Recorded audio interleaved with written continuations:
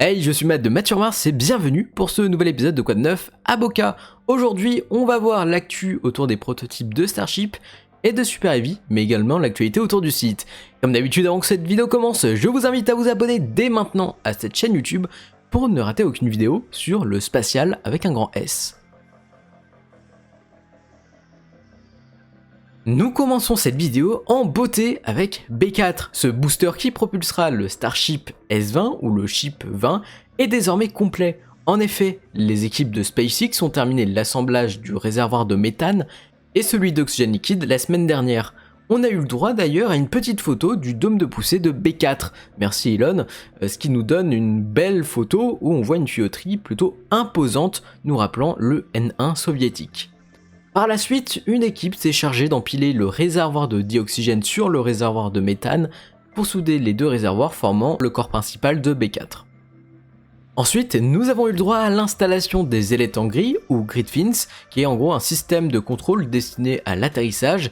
C'est un système qui est très connu sur les Falcon 9 ou encore sur les missiles balistiques soviétiques. Néanmoins, il faut dire que ces ailettes ne sont pas vraiment faites pour ralentir un corps par exemple. À propos de ce système Grid Fins, Elon a déclaré sur Twitter que les 4 ailettes de B4 ne sont pas rétractables et qu'elles resteront à l'horizontale. Ce qui est logique vu que nous savons qu'initialement le système de récupération de la tour de lancement devait placer ses bras bien sous ses ailettes, donc ça serait finalement dommage de voir des ailettes se plier totalement suite à la charge qui est plutôt massive. Il a également ajouté que SpaceX est en train de chercher une solution pour remplacer les ailettes en grille.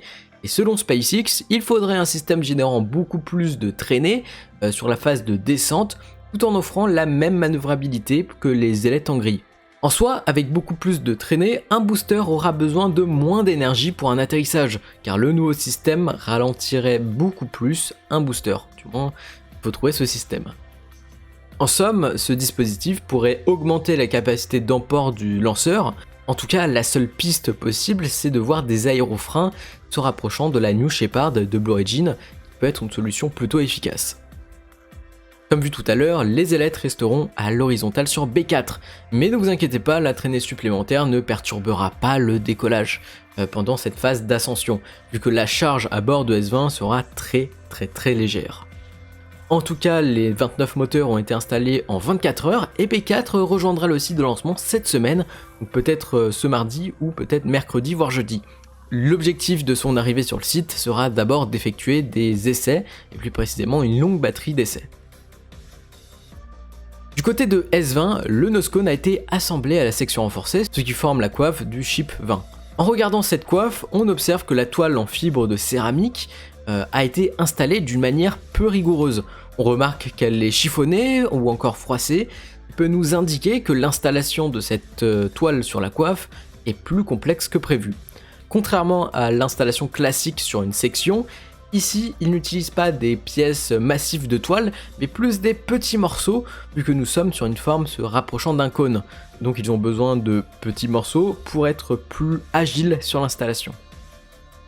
Sur le long terme, l'installation de cette couche de fibre de céramique ne sera pas optimale car elle demande actuellement beaucoup d'énergie aux humains et elle restera, je pense, une tâche très complexe pour un robot car qu'on le veuille ou non, les coiffes actuellement sont pour le moment imparfaites.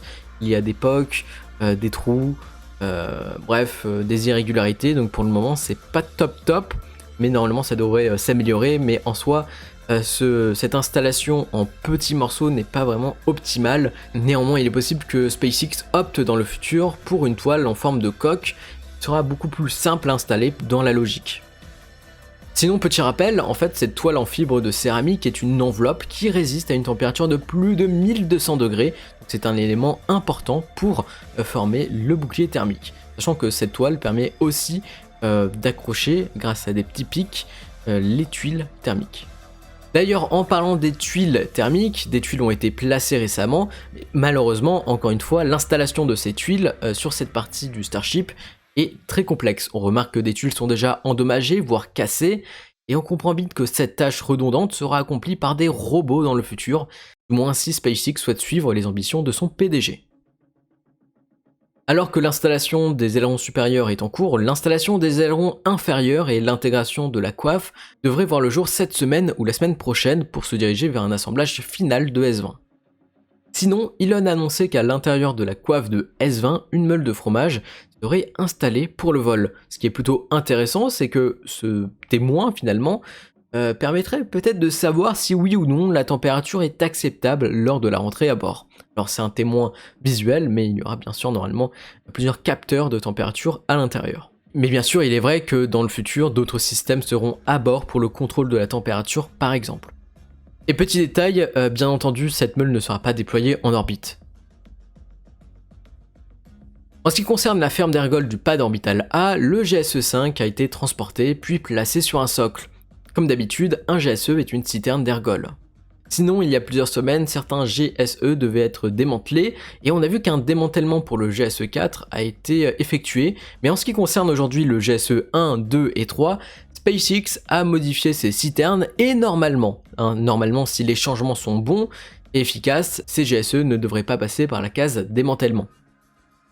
À quelques pas, le pas de tir a désormais sa table de lancement, donc cet élément de 370 tonnes devrait permettre à SpaceX de placer cet élément mystérieux ou de placer peut-être simplement des véhicules, donc à voir comment cela va progresser d'ici les prochains jours.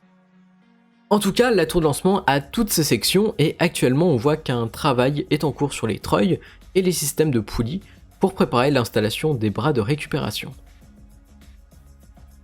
La semaine dernière, le GAO, soit la Compte des cours des États-Unis, a rendu un rapport sur l'affaire HLS qui rejette les protestations de National Team et de Dynetics qui souhaitaient que le nombre de contrats soit de 2, comme il était prévu initialement, avant et pendant l'appel d'offres, au lieu d'un contrat, une notion qui a changé après l'appel d'offres. C'est-à-dire qu'officiellement, à ce jour, la NASA a le droit de bosser avec SpaceX pour préparer le Starship HLS. Néanmoins, pour l'après Artemis 5, il est possible de voir un autre atterrisseur lunaire arriver autre que le Starship, donc en fait rien n'est perdu pour Natural Team et Dynetics. Voilà, c'est déjà la fin de cette vidéo, merci de l'avoir suivi. Comme d'habitude, un abonnement ou un j'aime, ça permet de me soutenir. Vous pouvez me retrouver sur le Discord de la chaîne, le lien est dans la description, ça permet d'échanger avec vous. Et nous on se dit à très vite pour de nouvelles vidéos, c'était Matt sur Mars, allez bye.